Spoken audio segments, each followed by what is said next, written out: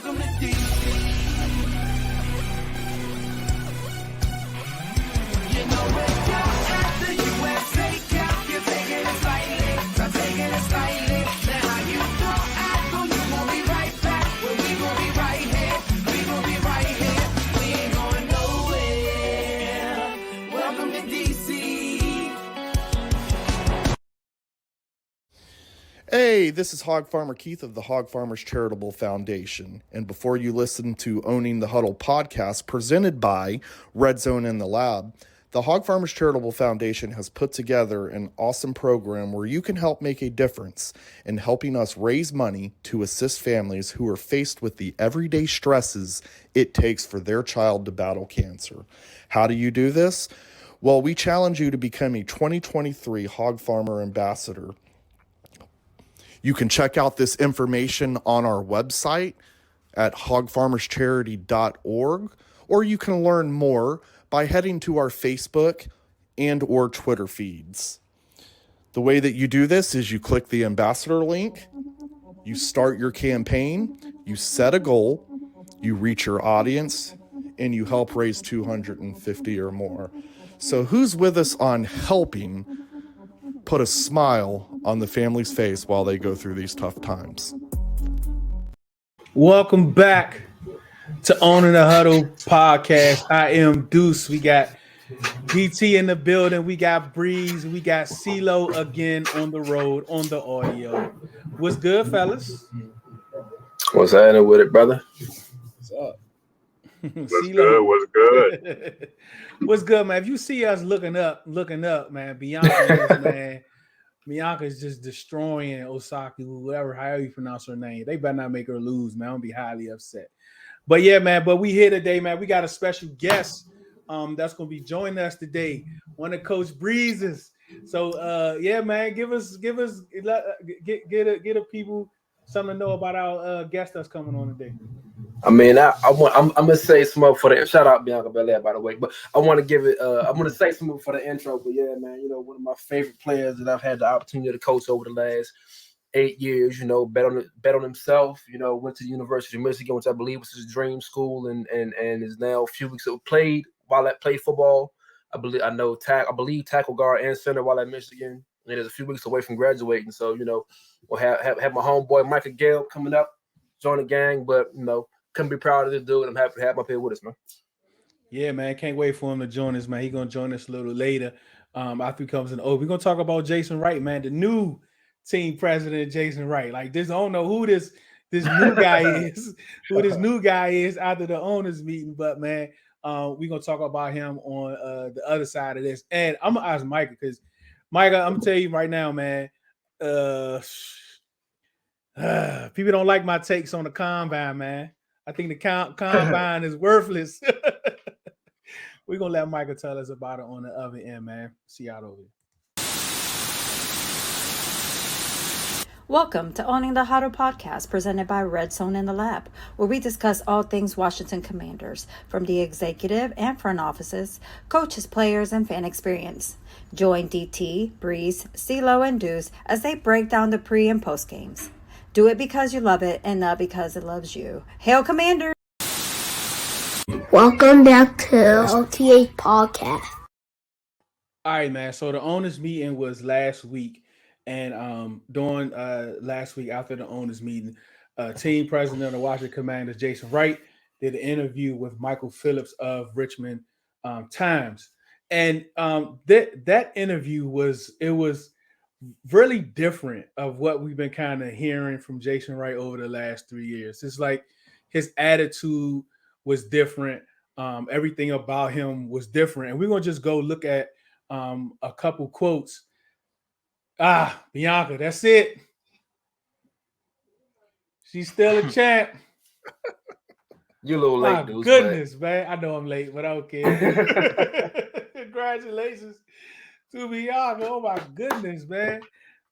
So let's do the first quote, CeeLo. So the question was asked, you know, that's just one of the things about us is about changing the new name if we get an owner, right? And I think one person from the Burgundy Zone said all the other 31 teams is talking about wins. Here we go talking about having a new team name, right? Where are our priorities? So the question was asked to Jason Wright, and Jason Wright's response, CeeLo, he says the top priorities are winning football games and building a stadium. He said, if I'm advising, those are the places I would start, and then maybe see what we do after that. What's your take on that, CeeLo? I get it. I like the answer because y'all know me, right? I'm a little skeptical about this season, given the changeover, and it's kind of been validated with Ron's quotes about they're not spending a ton of money, and they sticking with Sam Howell, so on and so forth. So I think Jason is kind of speaking from the truth. He just wants the new ownership to focus on football and obviously a new stadium that's really important. I believe the lease at FedEx is up 2026 or something like that. So 27. Okay. So it kind of makes sense to me. And I'll just and with this, I don't think Jason is really thrilled to thinking about a new name. I think that's like he said, is in the back burner. But what's interesting about that quote is the first thing he says on football, right? So what does that mean? Meaning, like, is Ron on a, should Ron be worried, and so on and so forth. So that's kind of what I took from it. It's pretty interesting listening to these quotes from Jason. And like you said, dudes, we talk about all these other teams. They have the expectations to win. And out of all our franchises, we're the ones that deal with the most turnover from the inside and the outside. And I understand the name change and stuff. We're no longer one of the most famous names in sports history. We're now the Commanders, and some people are still trying to get used to be called Commanders. A lot of people just say Washington. But at the end of the day, we have to think about winning. Like, the only way to not care about the team as much is you have to put up 9 to 10 wins per season in this city, and you have to win a championship some way, somehow. And I think that's been the biggest problem here so far, especially dealing with what Daniel Snyder has done to this franchise for over 30 plus years, and then dealing with stuff off the field. It could be little things like death, drugs, incidents and things like that. Like distractions have been a big problem for this team. And I think listening and reading those quotes, I think you can sense the frustration coming from Jason Wright, knowing he's trying to turn this organization around. And we know he's not perfect. Not everybody's perfect. Well, some of the things doing, including the Sean Taylor Memorial and things like that. But we got to focus on winning. And that's Ron Rivera's job. That's Jason Wright's job. In terms of fixing winning off the field, like those things, we just have to win, and it's going to have to be done this year or some way, somehow. I mean, I agree 100% with Jason Wright. I mean, this is a football team. The goal, the job, the focus is to win football games. Can we put a productive product on the field? Can we worry about getting rid of all the terrible things that were going on in the business side of it and fix that? Like, I could care less about, they could be the DC Pink Panthers. I don't care. Like, we want to win we want to win football games. If the product on the field is good, the front office stays out of the news for non-football things, everything else will take care of itself. But yes, there's so many bigger things to worry about than what the name of the team is. And me personally, I'm on record saying, had they been the Commanders for 85 years and then become the Redskins, a lot of people will probably feel the same way about the name. You know what I mean? They give the name itself a chance to grow and develop and gain something. And on this side, we'll worry about football while that's happening. You know what I mean? I'm with Jason on that. I'm with Jason on that one. So JP Finley, he also had an interview. Like he was on the ball last week, man. So with JP Finley of NBCS Sports, he asked him about the Commander serial, and this is Jason's quote: "I just wanted to be done, and I think that's what everybody else would like too, including Dan and Tanya." I mean, CeeLo, he pretty much said like we're going to have a sale. Like I don't know. It's just the when and not the if. Yeah, man. I kind of chuckled at that quote myself. He sounded like exhausted in a sense about everything, and I can only imagine him. Probably, he said it. He's probably the closest to the cell as anyone, but doesn't know as much as you may think. But he's right. He just wants us to be over with. I think we all do. And like he said, including Dan and Tanya, I think they just want to move on for obvious reasons, and he kind of communicated that. I think the question I have for Jason though was, what does that mean for him? Right? And maybe he doesn't care about that. But it has to be a little unsettling for him as well. He's probably, he might be out of a job, in a few months, just based on, depending on what the new ownership feels like. But yeah, he's preaching to the choir, man. We just want it to be done, and I think that's going to really, really, really be a point of reflection for a lot of fans, man. For this to be over is going to be a big deal. So yeah, I'm with him on that. Like I said, frustration from the inside and out. He knows that this fan base is ready for the sale to be official. He knows that what's been going on here for 30 plus years, why this team has been winning off the field and things like that. And I think, it's going to be a tiresome topic until it actually happens, until you see ESPN or Adam Schefter officially announce that the team has been sold. So him dealing with that and then trying to fix the organization, it's going to be tiresome for his role, just trying to see what goes on. Like, hey, you're just trying to fix one thing, but like, hey, you heard anything about Dan Snyder? No, I'll hear about Dan Snyder selling the team until you guys hear about selling the team. So it's just going to be a long process. We just got to be patient, and eventually we're going to see the news. Yeah, again, I agree with Jason in the fact that I'm sure most of us just want it to be over with. There are some people that are clinging on to, I want this person, I want this person, I want that person. What if they do this? What if they do that? In general, most of us really just want this thing to be done and over with. And, we can't control who buys the team anyway. We just know that we don't want who currently owns the team to own them in as little bit of time as possible. As it pertains to the second part of well, not the second part, pardon me, what CeeLo said about him potentially being out of a job, maybe, which could, take a lot of stress out of his life potentially, but at the same time, I feel like he's privy to way more information than any of us know as it pertains to the business, to the goings on of this sale and everything.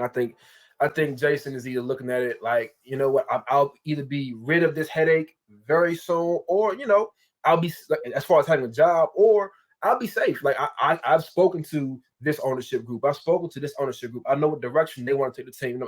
I know if Josh Harris buys the team, I know my job is safe, at least for a year or so, like moving forward. So like, but in general, I agree with Jason. Like, I'm trying to thing over and done with. If I wake up tomorrow morning and the Commanders are sold, I'll be a happy man. Trust and believe. And this last quote, and just FYI, Snoop Dogg crit walked on the Super Bowl, and he just crit walked on WrestleMania. He did. Just put that out there. This is the one that's telling. Jason Wright said Dan Snyder selling would be a substantial boost. This dude is just saying stuff as if he don't have no balls. Yo, what's up with that, CeeLo? Wow. Yeah. We all think it and say it into ourselves. We never heard anyone inside the organization actually say it. So he's, for the third time, he's hitting the nail on the head. He is definitely feeling himself right now. He's like, or he's just really tired. Like DT said, he's just kind of, wants this thing to be done with. And he knows for a fact, at least for the short term, I think, people will be a little bit more energized about the organization. So here's the thing. I know everyone says winning cures all, Dan Snyder moving on, that cures all. But primarily the team on the field has to be successful. And I think Jason knows that, right? So the team has to be successful, be competitive, and the rest take care of itself. But the teams do have up and down seasons, right? Like all teams do. It just happens, right? But the problem with our team or this team is that it was not only bad, but you had this dude who was just wreaking havoc on and off the field, and so it was like you couldn't just have bad football. We had to talk about bad football plus the owner, choosing players in the draft, plus some stuff going on off the field, and so on and so forth. And that's the part that I think Jason's talking about. We can just focus on football, winning and losing. The rest will definitely take care of itself. Okay. I get this, but I'm about to turn it just a little bit. Because that was businessman talk right there that he put out there. He knows that when Dan Snyder gone, that bread about to pop back up, and you're about to see it legit almost half of the fan base come back in the stands, fill them seats up, and we're gonna be rocking on Sundays. That was businessman talk right there. You can't tell me no one way or other. And yeah, he can talk about the personal things, but he knows money talks, and he knows once Dan Snyder gone, business is gonna be booming. Regardless of who the owner is, he does have to question, how long his stance will be there with new ownership, because he might have different opinions about Jason Wright. But just business wise, they know that it's going to be different aurora in that stadium, in the front office, and in the ownership booth, knowing that there's going to be a brand new owner, and knowing you're going to see half of the fan base who despise only one person for this long. They can at least come in and say, okay, let's go ahead and give this guy a chance. I think we're going to start winning football games. I think we're going to see a boost financially. I think it's common sense. You have 99% of the fan base that loathes, hates, dislikes, whatever verbiage you want to use, Dan Snyder, some of which have openly stated, I will not buy tickets. I won't go to games. I won't buy merchandise. I won't do X, Y, Z, and as long as he's the owner. We've had businesses that have left because he's the owner. We have a city in 2 states that have openly said, we will not do business with this person. But the minute he's gone, let me know. Call my phone. Mm-hmm. It's common sense. Like it sounds funny coming from Jason Wright, but if you know anything about what's been going on, it's common sense. Like the minute he's gone, the phone is going to start ringing. If it hasn't rang already, like, yo, when Dan is gone, let me know. Yo, man, I'm pretty sure I heard them say that Mayor Bowser in DC was like, yo, the minute he's gone, we can have this conversation. Not just about DC, but about RFK. Yeah, she was talking with Goodell during Super Bowl week. Right. The federal land that DC has we don't want to do nothing with this related. We don't want to build no kind of stadiums. We want to build a whatever use park and all that kind of stuff. Oh, Dan gone. Hey, let's talk about the stadium real quick. Like, right. It's common sense. Like, you remove him, everything picks back up. You know what I mean? From the bottom, from top to bottom, everything picks back up without Dan. You know what I mean? So yeah, man. All I know is the Jet brought Tanya and I think Jason, but the Jet went back with Tanya and Jason got on United Airlines back to Dallas. So I don't know what that means, you know what I'm saying? But it means something, man. But yeah, man, we at this point now on the other side of this commercial, man. We're going to bring our special guest. Breeze is going to bring them in. I'm excited about this, man. Be able to talk with somebody that went to a Power 5 school. This is crazy. Like, when Breeze brought it to our attention, like, I was like, go ahead, man. But I'm so glad to have him on here. We're gonna bring him in after this break. But I think Shane O'Mac, he that was real. What? I mean, wasn't it looked real to me? He punched me. It's real to me, but yeah. No, I'm talking about the Shane injury. It looked like he really messed his leg up. Oh, I don't know. I was looking down. Yeah, I saw him grab it, but I didn't see him when he hurt it. Yeah, it looked like he messed that joint up for real. But I thought that whole Snoop thing was probably part of it at some point during their little joint. But I don't think it's supposed to came that early. But I don't know, man. Shane old too. All right, man. After this, we're gonna try to. Hi, I'm Christian Miles, native Washingtonian and real estate agent servicing the Washington metropolitan area. I started my career as an investor and later transitioned to the residential side. I really wanted to leave the investor side because I wanted to connect with people. Building relationships is important to me. I understand the buying and selling process can be challenging. I get it. I've been there. I'm a mom, wife, friend, and neighbor. I absolutely love helping families and connecting with people. Going through the home buying and selling process is stressful enough. When working with me, I make it fun. As a realtor, I think it's important to be able to connect with you. Every detail is important, no matter how small. Let me take care of the heavy lifting while you focus on the joys of finding a new home. Something I live by, people may not remember what you said, but they will always remember how you made them feel. With me, it's an experience.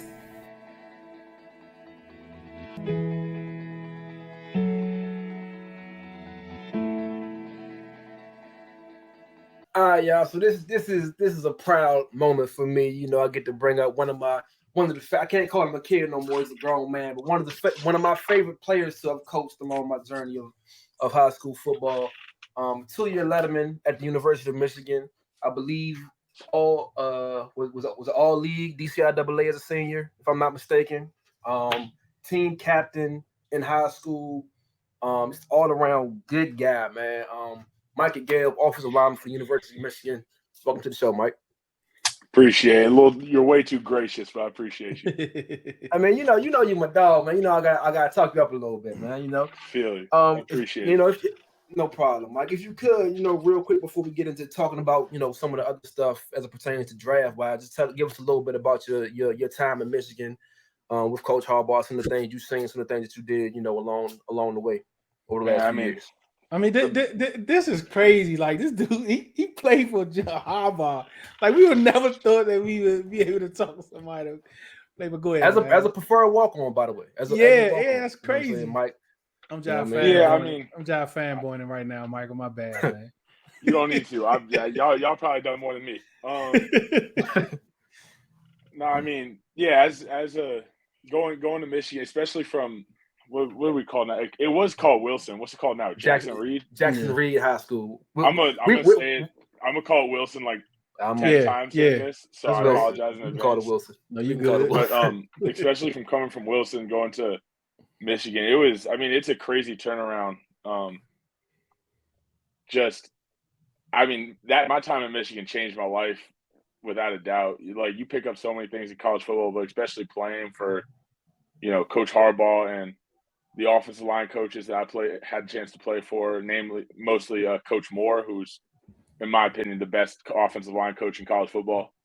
And then especially just the biggest aspect that I took from my time is the difference that in the weight room. So just training from a perspective of having the best college football strength coach in the country, Coach Ben and Herbert, you know, and the staff, which I'm now gladly able to say I'm a part of.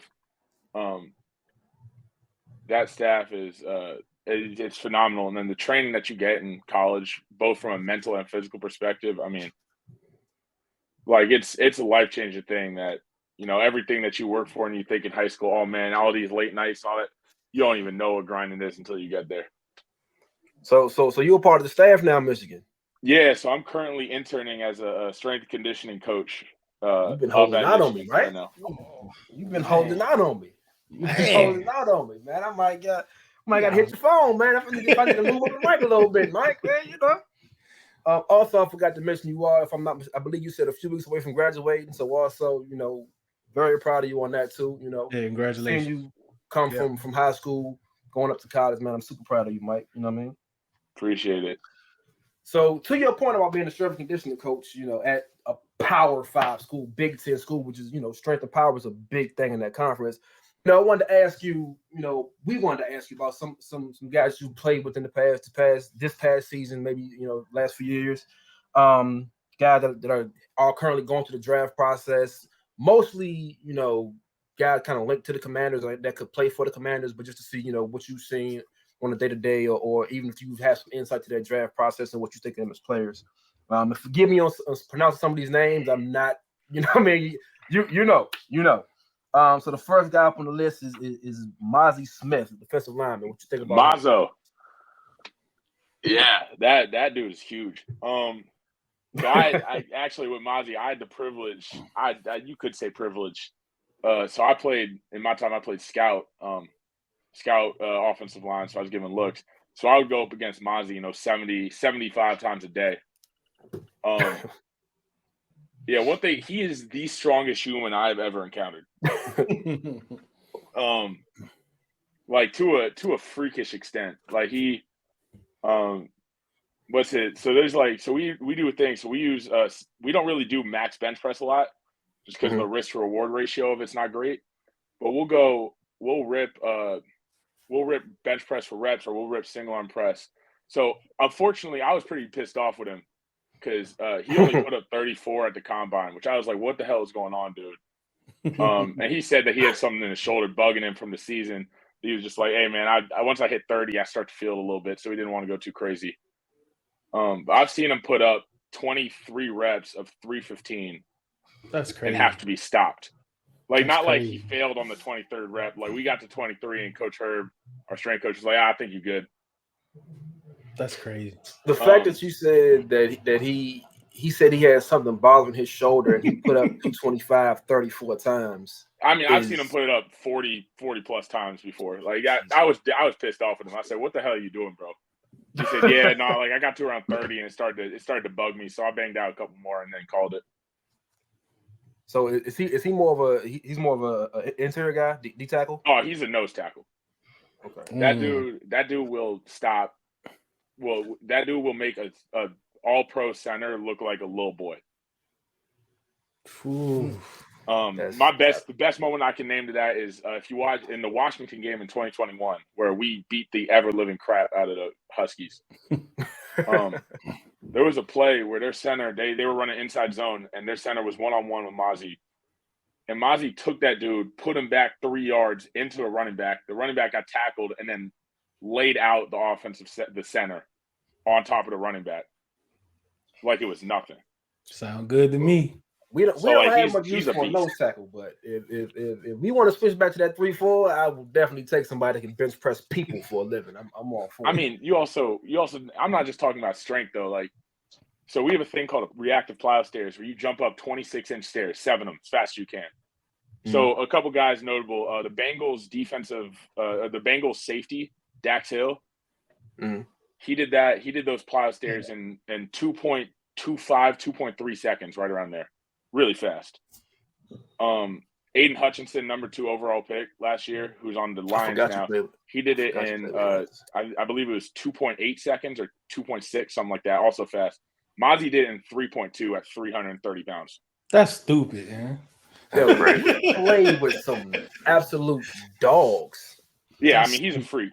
Another notable thing that he did is we do single arm press. He did for 3 reps, he took 225 pounds single arm. Wow. All right, y'all got some freaks down there. All right, let's change gear. Let's switch to the offensive side of the ball real quick. Gracious. Y'all got some freaks over there on defense, apparently. So, guys, I'm sure you're very familiar with. I can't pronounce his name. Plays center. My boy Olusegun Oluwatimi. Let's go with that. That sounds about right. We just call him Olu. Olu. Cool. Olu. All right, give us a little bit of insight towards Olu, because that's somebody that's been linked to the Commanders. He's the best. He's the best center in college football last year. Simply put, I mean, I know that PFF or whatever ranked him below the dude from Minnesota. He won the Remington for the best interior lineman in the country, and he won the Outland, which is the best lineman. Like, he's a beast. So he's a first round pick then, second round pick. I mean, if he falls past the first round, he's a steal. Like, the only person I can compare him to is that I've seen is back in 2019 we had an offensive lineman, Cesar Ruiz, who now starts in the Saints. Yeah. I mean, those two are both beasts. Like, those are the only 2 comparison I can make. He's, I mean, and you're talking about a dude that's sneaky. So like he would lift just right alongside with Mozzie. Jesus. That's Like, he's strong as hell. that's number 55, right? Number 55. Yep, our center. 55, Olu. okay.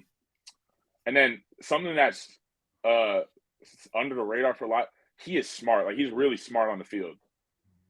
Like we have in our offense, our center is like the captain of our offensive line That's what on we the field. need, Like he man. makes all the calls. He tells everybody where to go. We need that. Right.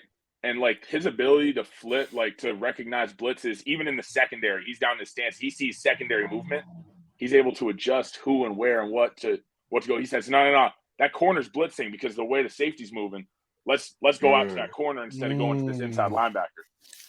And then we'd pick it up and it'd be a 40-yard touchdown. Hey, Mike, you're making me fall in love with him, man. Relax a little bit, man. I might got to switch for a center at 16, man. I don't know. Let me see who do I have next up on my list. Okay. So some people have debated, ad nauseum at this point, the Commanders' tight end room, whether we need to add to the tight end room, addition by subtraction. So somebody else I've seen floated around, later middle rounds potentially, second to fourth round potentially. Luke, is it Schoonmaker? Luke Schoonmaker. Schoonmaker, yeah, Scooney. Okay, We cool. getting all the nicknames. I mean, dude, I played with these boys for 4 years, man. Yeah. Like these are my guys. Fill me in. So Scooney's a beast. Like I'm talking about all around tight end. Like it was, he really broke out this past year. Because I mean, a dude that we had previously, Eric All, who's not at Iowa, was a monster. But he got hurt, and then so Scooney was the guy. Like he was, all right, everything goes to Scooney. Yeah. And I mean, when you're talking like that dude's, I don't know what, 6'5", 6'6", 250.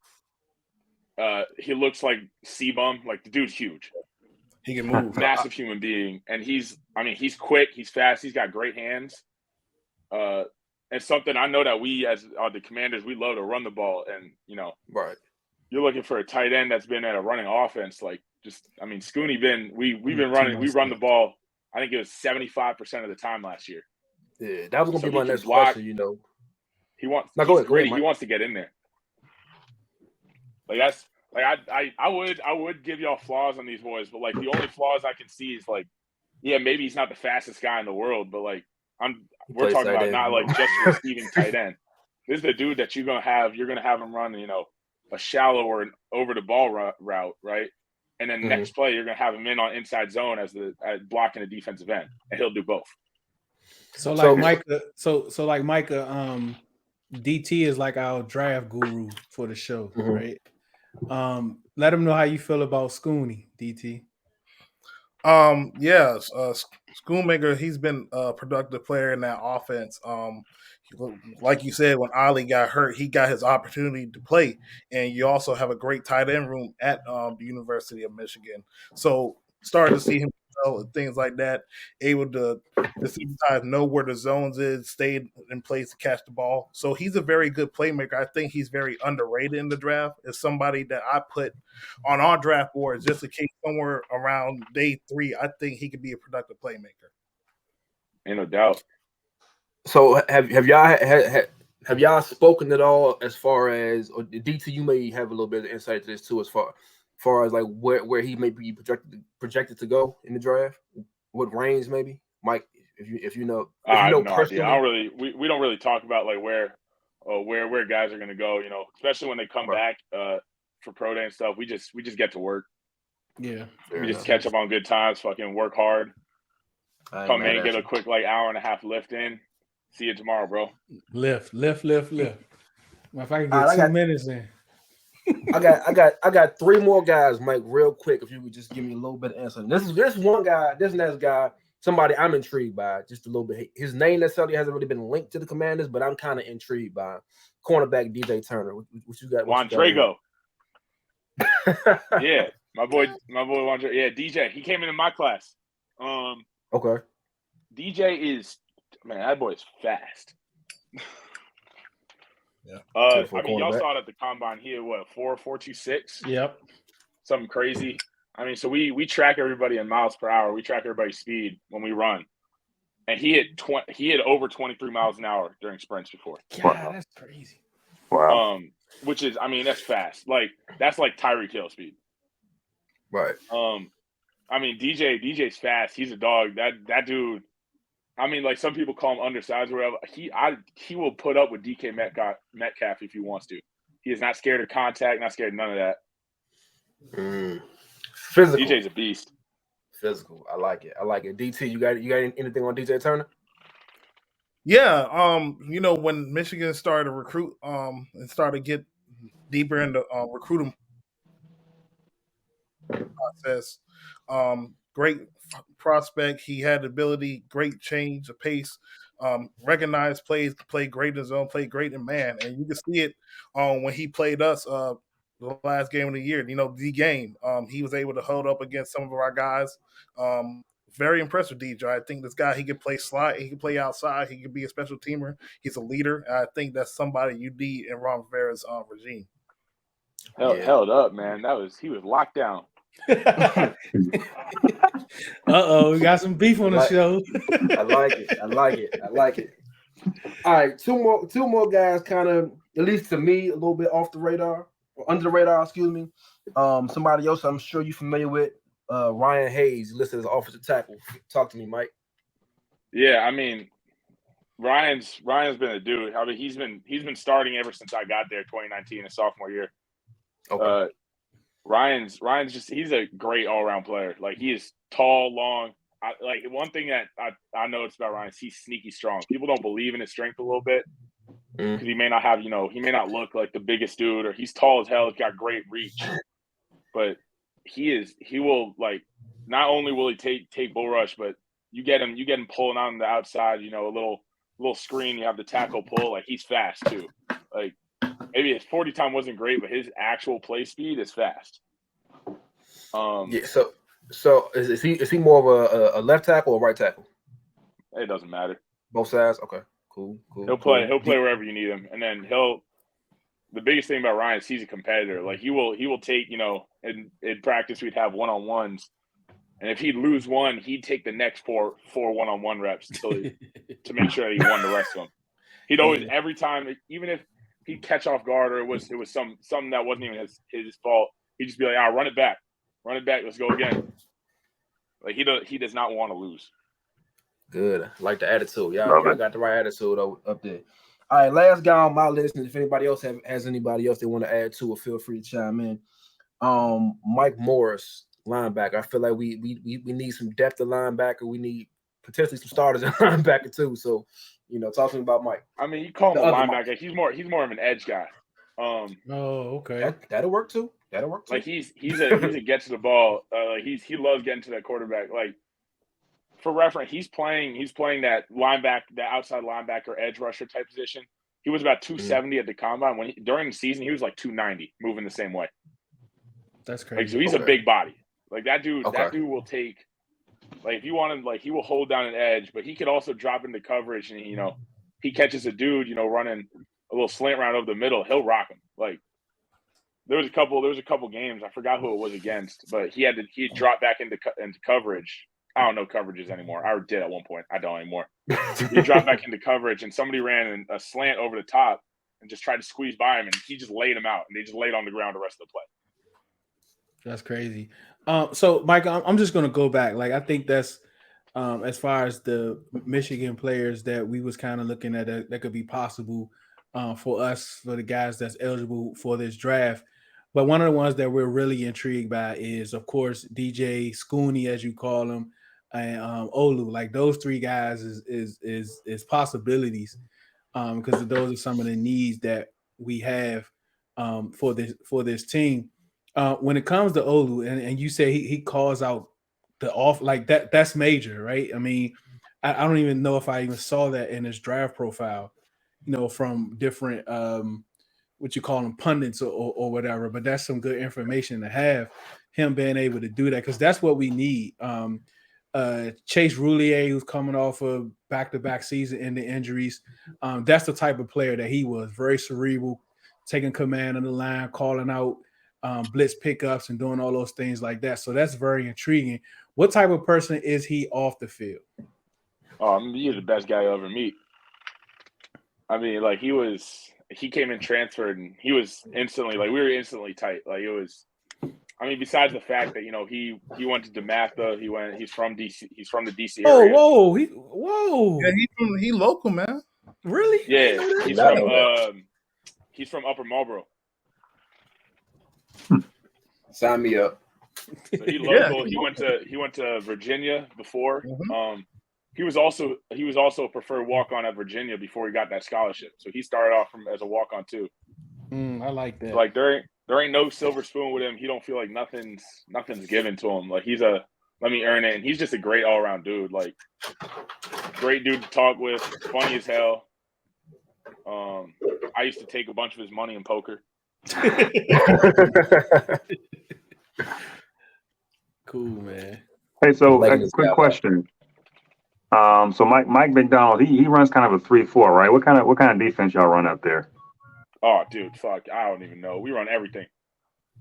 We'll go from having, we'll go from running 4 down to 3 down to 5 down.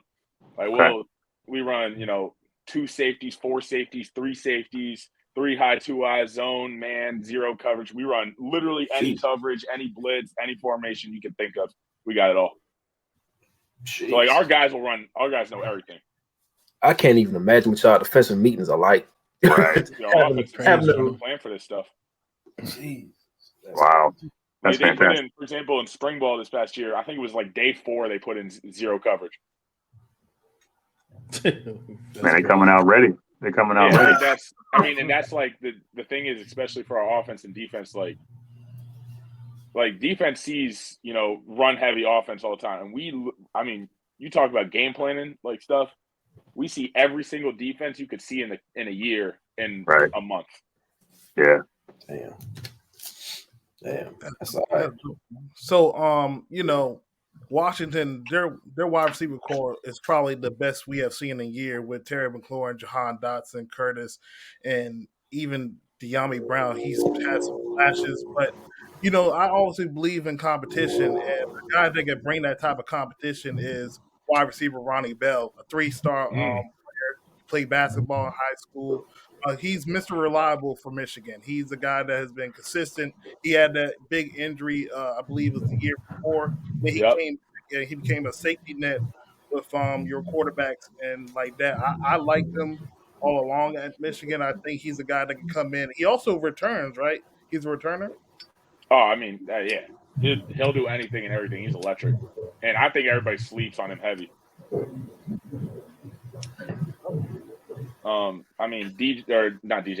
Ronnie, like my best way I can describe Ronnie is one day in camp we were having a little kind of competitive period, and Ronnie just goes, he catches a touchdown, right?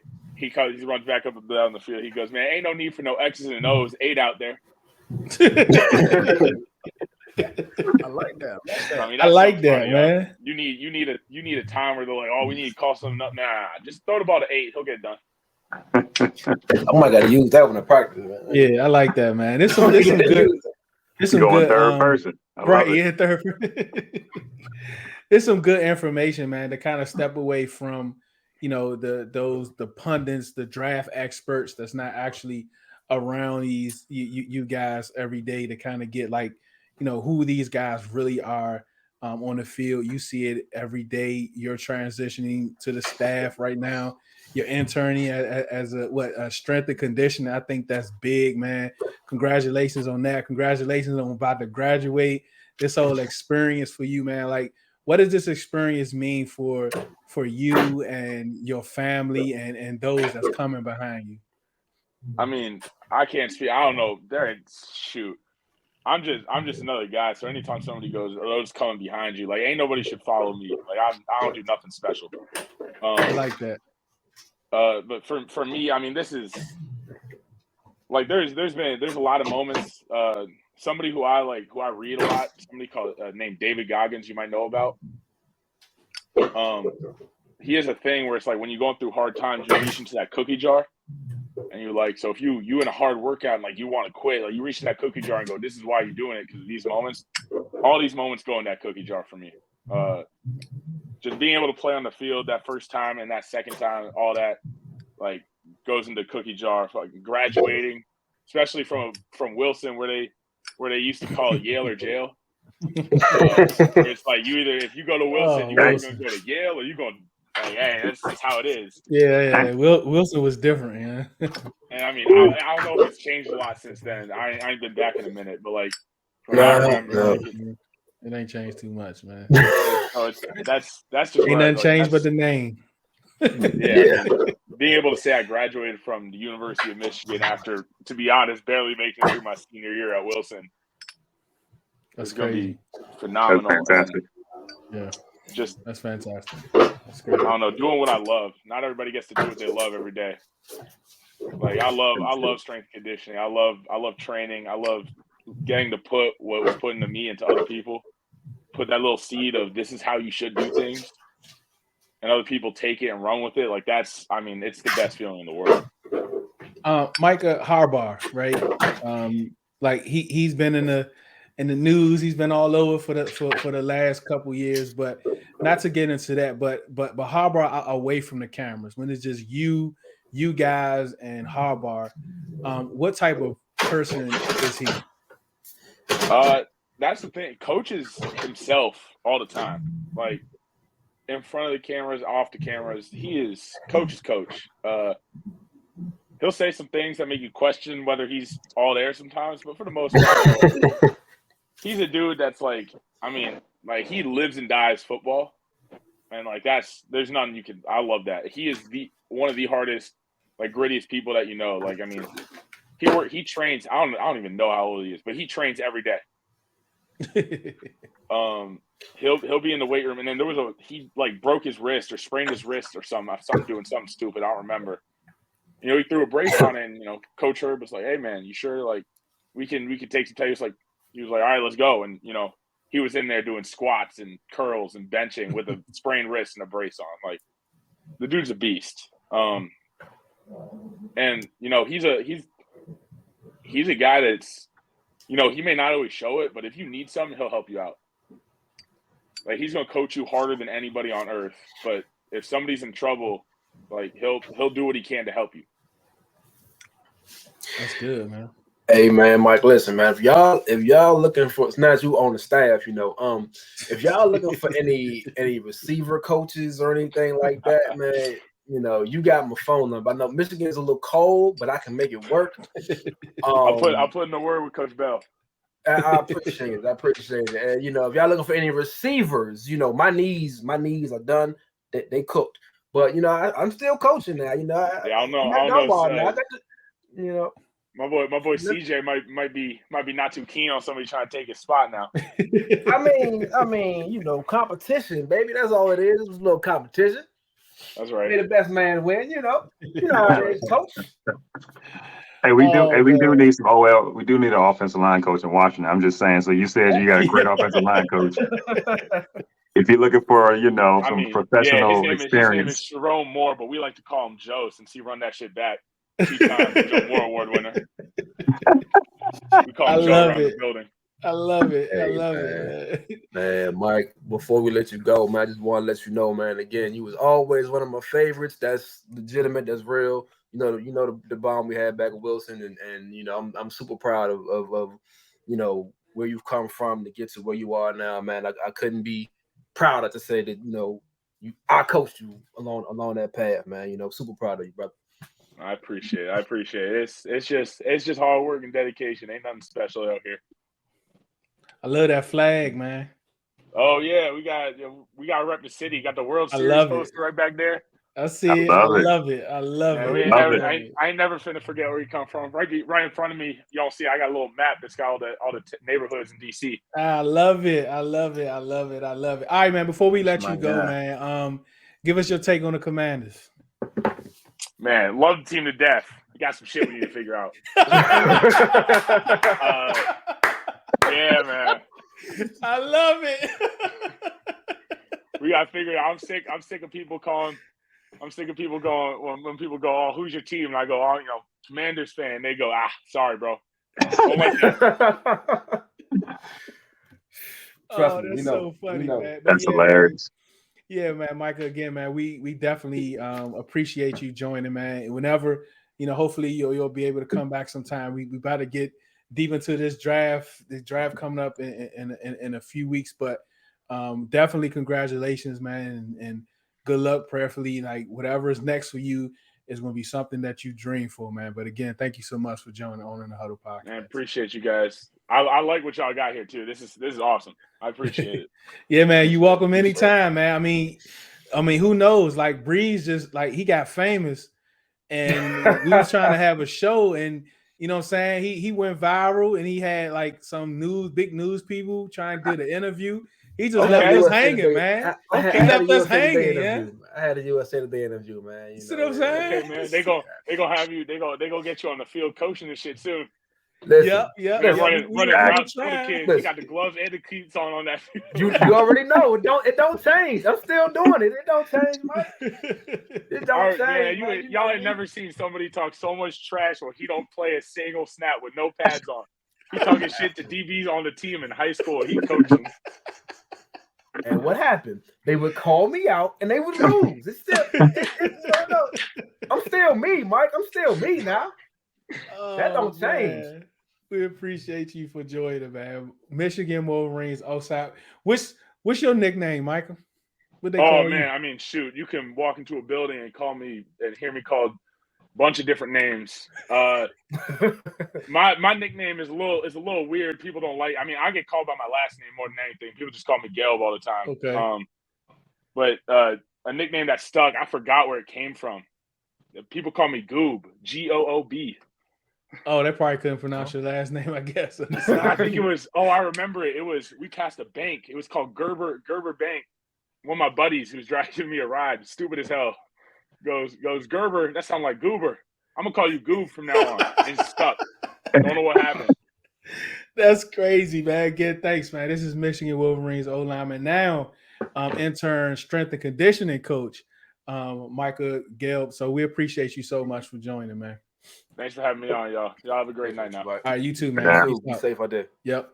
That was awesome, man. Like that was awesome for him to join to give us some of that nitty-gritty stuff we don't get, searching these guys' name, especially with Harbaugh. I'm a little upset he didn't tell me he was a coach, man. I got to talk to him about that, man. Yeah, man. That's a big deal, man. Like, it is. Strength and conditioning at Michigan. At Michigan, yeah, that's crazy. Like, that's gonna be something, man. Coach at UDC, like respectfully, like that's the University of Michigan, man. That's a big deal. That's a big deal, man. He probably gonna get paid more than the strength and conditioning, the lead dude at UDC. Right. He's just the intern. You know, NIL. I don't know if they get NIL, but yeah, man, this was a great show, man. We appreciate it. We was gonna do a night about WWE Wrestlemania. It's crazy. I'm just getting back into it. I watched the Royal Rumble. That was kind of disappointing.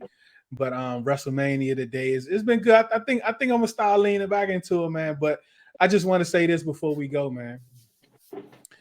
All of you guys out there, it's WrestleMania fans, and and you cheered for the victory yesterday from KO and Lima. What's his name? Lima. What's his name? Yeah. Look, I don't even know his name. I can't. It don't even matter what his name is. That ain't it though. Yeah. I can't remember his name. Yeah. Oh my goodness. Kevin Owens' teammate. Yeah, Kevin Owens' teammate. You cheer for mediocrity, and you're a loser. This is On the Huddle podcast. I'm Deuce. That's DT, Breeze, and Coach.